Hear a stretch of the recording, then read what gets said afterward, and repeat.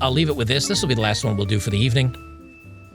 I'll end up putting this over on Odd Man Out news channel instead of my other one there, because this is news. But you know something? Right now, Hollywood, the content that Hollywood is putting out is like the court jester in the king's chambers. In other words, it's only fun because we're making fun of it.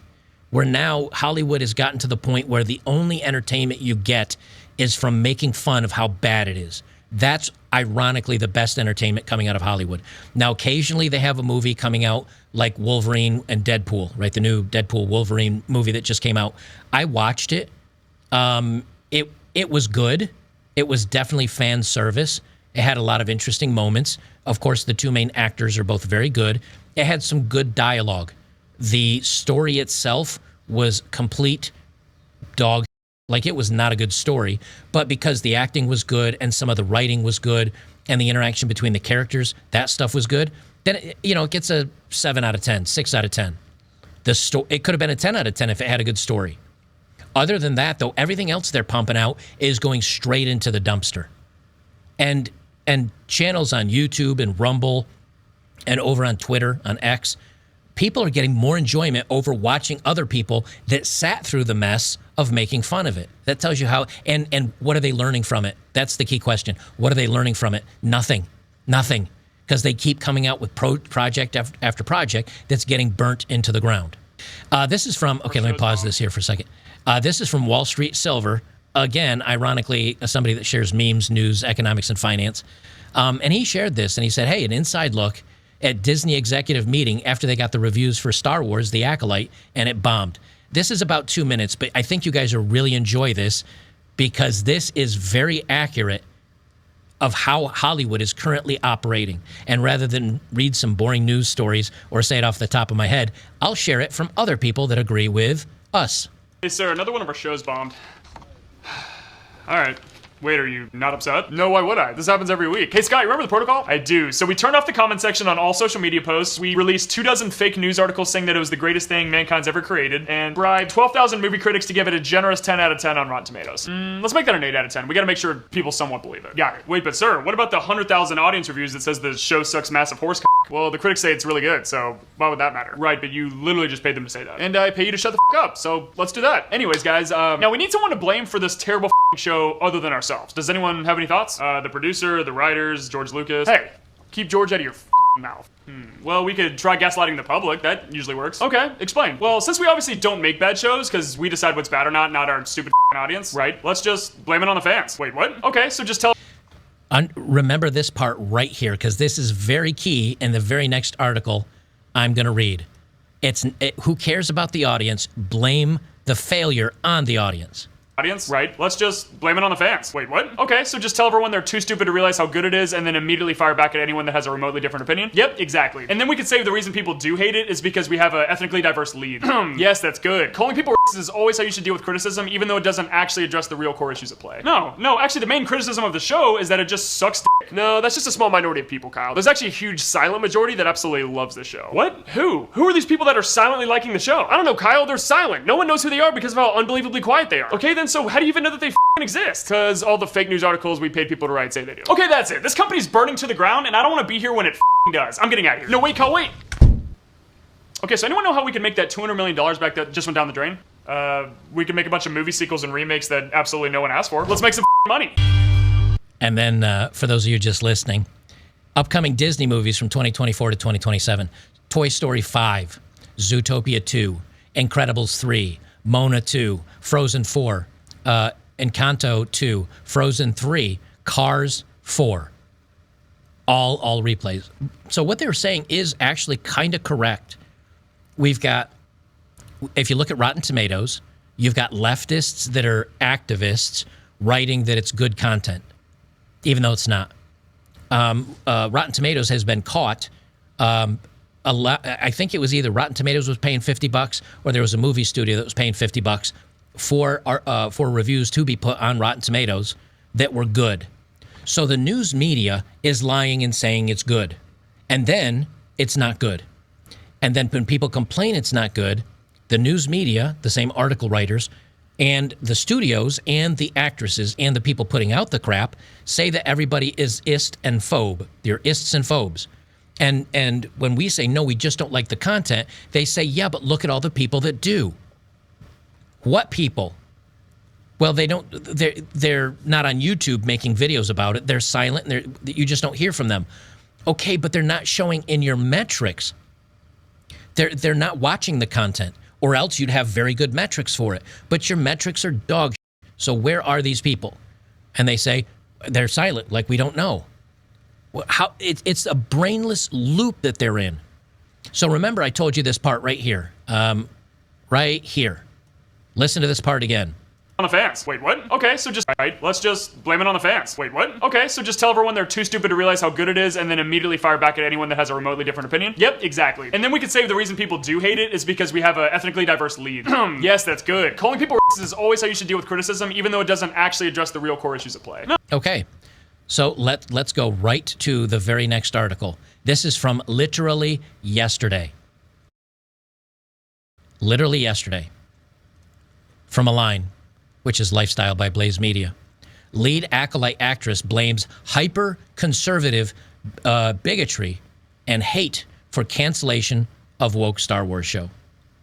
It's a $180 million disaster from Disney. Now, I do not have Disney Plus.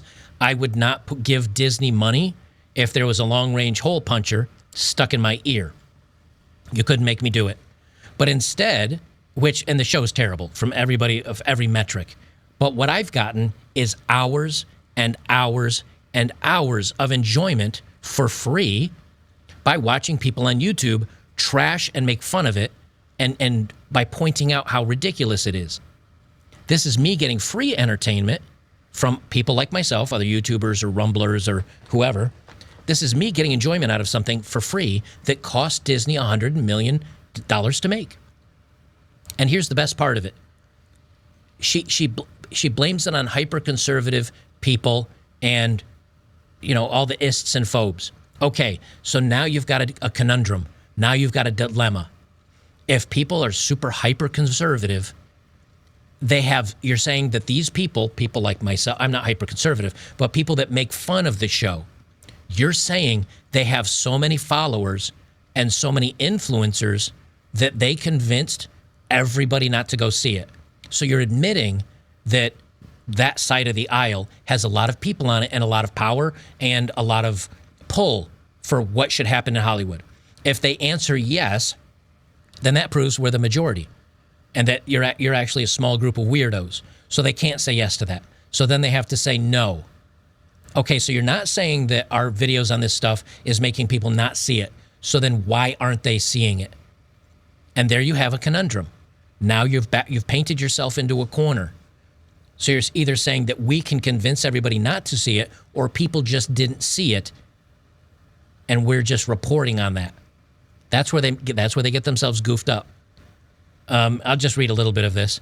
They say the lead actress of the latest offering in the Star Wars franchise has spoken about the cancellation of the series, and she's blaming hate and all the ists and phobes from hyper-conservative viewers. The acolyte was nearly universally rejected due to the woke-themed shoehorned in the popular mythos, but Amandla Stenberg went on social media to accuse fans of hatred after the show was canceled by Disney. I'm going to be transparent and say it's not a huge shock for me, Stenberg said. There's been a rampage of vitriol that we've faced since the show was even announced, when it was still a concept and no one had even seen it. Do you know why it was being made fun of? Because of the theme of the story? And them coming out and saying it's going to be the gayest Star Wars ever and that it's woke. And yes, you're going to get pushback. And then she goes on to say it was targeted attack by the alt-right. So apparently we have so much power that we can convince Disney. We can convince leftists and centrists. We have so much power we can convince everybody else not to go see it. That's the argument, and this is not my original thought, by the way. This is the argument coming from Critical Drinker and Hills versus Babyface and Nerdrotic and the rest of them. It's not my idea. I'm literally plagiarizing it from them, but they're correct. They're making it sound like we have all this power and we somehow convince the people that hate us, because There's a lot of people out there that love The Acolyte and hate, anybody that's got a brain in their head. You're saying that those people listen to our opinions, or did it suck so bad that not even the people that you're pandering to watch it? That's the reality of this. Then you've got things like this, The Crow. The Crow was not woke. It didn't have all the ists and the phobes. It didn't have all the ideal. I'm sure, it may have had some woke stuff in it, but it wasn't brandished that way. And this is from Deadline News, how The Crow's wings got clipped at the box office. The reboot of Brandon Lee's cult pick bombs with $4.6 million at the box office. Well, the original Crow did pretty well. They even say it in here. Let me see if I can find it. The original Crow did pretty well, and it ended up making pretty good money. They say, although it opened to $11 million on May 14th of 1994, the pick legged it out to a great 4 times multiplier with $50 million at the domestic box office. In 2024 inflated dollars, that would have been a $35 million opening and making $152 million based on domestic alone. And the movie was made for $23 million. So the original Crow was made for $23 million, and it ended up making $152 million. And on opening weekend, it made $35 million. So it made back the budget on opening weekend. That's versus $4.6 million, and God knows how much this even costs to make. But you've got a white lead actor that's a male, so it can't be misogyny. I don't think anybody mentioned anything about the diverse cast of this. Then why did it flop hilariously? Why did it flop hilariously? It's because of bad story writing. The same problem with The Acolyte, and the same problem with the new Rings of Power on Amazon. The same thing with all these Hollywood, because it's now more important to hit all the magical whistles and bells of the message way before you get a good script writer in there. Oh, the writer's brown and female, so great, write a movie for us. It doesn't mean they're good at it. So this flops. The big and here's the other one that I had, the Borderland movie. This just came out, and this had big names involved with it. That flopped. Why? Horrible, horrible story. Horrible writing. A movie is writing put in picture form. That's literally what it is. It's taking a book, usually making it 10 times worse, and then making a movie out of it. So you can see in front of you what you read and imagined in your own head. Well, when the person that writes it is like a monkey with a typewriter, then the end result is bad. I don't know why Hollywood can't figure this out. They say as the Borderlands movie crashes and burns at the box office mega flop, the Crow reboot says hold my beer, out-flopping it so hard that it gets branded a cynical cash grab by the original film's director and annihilated by critics. Now remember, these are the same critics that take money to write good things about movies. These are the critics that are all in on the message. And they still wrote that it was crap. That means it's crap. So what entertainment are people getting out of the Borderlands? None. What are they getting out of the Crow? None. What are they actually getting entertainment from? Watching people make fun of Hollywood's burning piles of cash in the name of diversity, equity, and inclusion, watching all that money go up into smoke, and then we're sitting around giggling and goofing on them and making fun of them and enjoying every single moment of watching the people that hate us and the people that live in mansions and the people that preach to the rest of the country how we should be living. We're sitting and enjoying watching you fail on every single metric. That is our entertainment. We're having so much fun watching the people that hate us suffer. It just, chef's kiss. Oh, it's just delicious. But this is from USA from May 13th, 2024, just a couple of months ago, okay? Ace says it was made for $50 million. And then with advertising, that's $100 million. And then you have to split the movie tickets with the theaters, which means this has to be a $200 million film to be profitable. And it made $5 million on opening weekend. It might not even break $20 million. It's like the picture of the Joker. Some men just want to see the world burn, right? That's what we are. We're the ones that just want to see the world burn. This is from just a couple months ago. They say all about the Digitine. The people are blocking celebrities en masse. But is it effective? And I saw this and I said, Digitine, because it's a digital guillotine. So it's off with their heads, the digital guillotine. And I said, what is this? Because I was searching around for people blocking celebrities and all this other stuff. And they said a newly coined word has been making the rounds on social media the past week, the Digitine. The term is abbreviation of digital guillotine. It went viral in the wake of the 2024 Met Gala.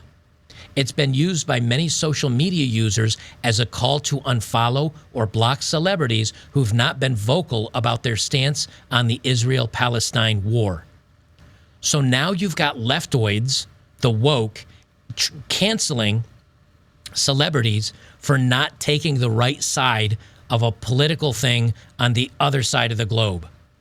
This right here is exactly what's causing Hollywood to fail.